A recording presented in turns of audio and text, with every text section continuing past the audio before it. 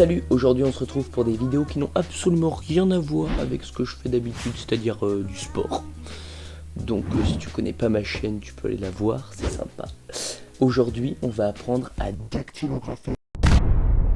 Pendant le confinement, dactylographer c'est quoi Enfin je sais pas si ça existe, dactylographer. Mais la dactylographie, c'est le fait de taper avec ses doigts sur un ordi. Je pense qu'il n'y a pas besoin de plus d'explications. Donc on va s'entraîner et on va essayer d'apprendre à taper sans regarder le clavier. Je sais qu'il y en a qui vont se poker, mais pour moi c'est dur. On va essayer de tryhard ça pendant un... Enfin tryhard, on se calme, on a autre chose à faire aussi, mais... Donc on va tester, on est sur 10 Fast Finger, je pense que vous connaissez.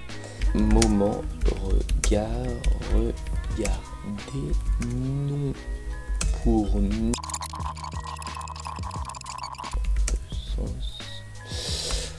Bon, j'ai fait 42, c'est pas énorme hein, je pense. Enfin, faut pas prendre comme exemple Sardoche, mais je crois qu'il fait plus de 100. Ah putain, non, 129. Mais vous savez que mon record il est à 157 et quelques, hein, genre là je fais de la grosse merde. Donc le but ça va être de s'entraîner à le faire sans regarder. Je connais déjà les techniques, hein. Je sais qu'il faut mettre ses doigts comme ça. Et en fait je sais que ça. Ok alors. Savoir. Pouvoir. Oh ça va. Amour. Je m'étais déjà un peu entraîné il y a longtemps à essayer de faire sans regarder le clavier. Cette fois-ci je décide de m'entraîner et je décide d'en faire une vidéo parce que j'aime bien. On s'en bat les couilles, on s'en bat les couilles, on s'en bat les couilles. Je suis en train de faire, tiens je vous raconte ma vie, je suis en train de... On s'en bat les couilles, on s'en bat les couilles, on s'en bat 22. Bah ça va. Enfin, non, c'est pas ouf, mais j'espère qu'au bout d'un mois j'arriverai à plus de 42, je crois que j'avais fait. Sur ce, je vais vous laisser. Et en attendant, moi ce challenge, genre c'est pas un challenge de ouf. Je le fais pendant un mois, à dans plusieurs jours. Salut, salut.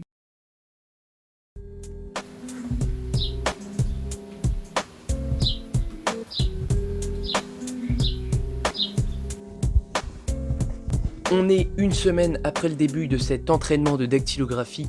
Résultat, je viens de faire 36 mots par minute. C'est mon record, c'est pas ouf, mais ça va. Donc évidemment sans regarder le clavier. Donc c'est pas mal comme progression. Je sais pas ce que ça donnera dans un mois. Et évidemment, je ferai le truc sur un mois en vidéo, mais si tout se passe bien, je vais continuer après, parce qu'il n'y a pas de raison que si je tape plus vite qu'à la base, j'arrête et je recommence à regarder mes mains. Je sens entre guillemets la différence quand je navigue avec mon ordinateur, je suis pas mal plus rapide. Bon après, au début, forcément, on fait gaffe à ce qu'on fait, et les premiers exercices que j'ai fait, c'était vraiment, je me sentais vraiment débile. Allez, on commence les vraies choses. D, F, F, D, F.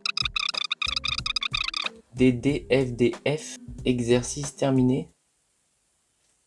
Mais moi ça allait parce que je m'étais déjà un petit peu entraîné il y a un peu de temps et je pense que ça revient assez vite. Mais bref, le principe aussi c'est d'utiliser ses 10 doigts parce que forcément quand tu regardes pas tes mains t'es obligé d'utiliser tes 10 doigts. Et je sais pas, si vous prenez par exemple du piano et que vous en jouez à 2 doigts,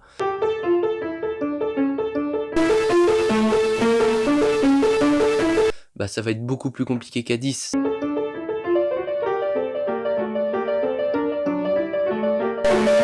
Utiliser ses 10 doigts, forcément au début c'est beaucoup plus dur parce qu'il faut tout coordonner, mais au final tu ne peux qu'être plus rapide. Sinon au niveau de la position des doigts, moi j'ai pris celle avec la première vidéo sur laquelle je suis tombé, c'est-à-dire les doigts sur la première ligne, celle où il y a toutes les voyelles. C'est un peu chaud pour aller chercher certaines lettres, genre toute la ligne du bas, la W, X, C et tout, là ça c'est un peu galère. Je sais pas s'il y a vraiment une technique qui se vaut plus que l'autre, moi j'ai appris comme ça, mais sinon vous mettez vos doigts sur la deuxième ligne et juste vous tapez dactylographie sur internet, il y a plein de vidéos. Après dans les sites, moi j'ai utilisé évidemment 10 Fast Finger et un peu Ratatype, je sais pas si ça se dit comme ça, mais c'est là où il y avait les exos où tu te sens vraiment con quand tu les fais. JK, KK. Sinon bah évidemment je vais continuer comme ça. Et on se retrouve, je sais pas si on se retrouve la semaine prochaine parce qu'en soi j'aurais pas grand chose à ajouter, juste vous verrez mon score, mais à plus. Ok, du coup là je viens de finir cette vidéo, je viens de faire, je vous montre tout de suite ce que je viens de faire. Donc on voit que l'évolution par rapport au début elle est quand même assez cool. Moi je vous conseille vraiment d'essayer de faire ça parce que ça prend pas beaucoup de temps, on va pas se mytho, on a tous 10 minutes par jour je pense à mettre là-dedans. Et honnêtement ça vaut vraiment le coup. Je pense qu'en minimum un mois, vous arrivez au niveau que vous aviez au début du mois, mais sans regarder votre clavier. ce qui est quand même assez bénéf parce que après vous n'êtes pas limité dans votre progression. Le problème quand vous regardez votre clavier, c'est pas uniquement le fait de regarder son clavier et de pas faire gaffe à ce qu'il y a autour, à ce qu'il y a sur votre écran, à ce qu'il y a devant vous, mais c'est surtout quand on regarde son clavier, on est entre guillemets obligé d'utiliser 2 voire 4 doigts max. Et du coup c'est pas du tout optimal. Et si vous vous forcez à utiliser vos 10 doigts, et la seule manière, je pense, c'est de ne pas regarder son clavier, et bah vous allez forcément avoir une marge de progression beaucoup plus importante. Forcément au début ça va être beaucoup plus compliqué.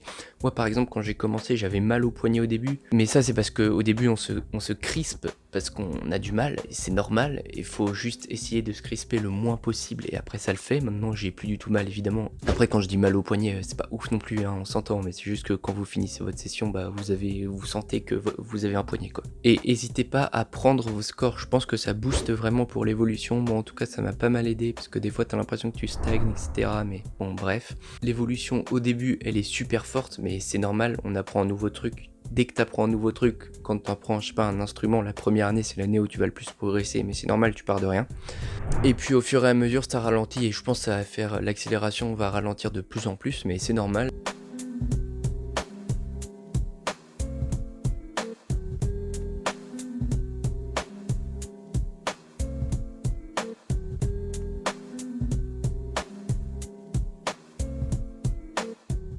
Sinon, si vous connaissez pas ma chaîne et que vous me découvrez avec cette vidéo, peut-être, et que vous aimez le sport, je vous conseille d'aller faire un petit tour sur ma chaîne. Si vous l'êtes pas encore, n'hésitez pas à vous abonner, ça ferait plaisir. Et puis bah, salut!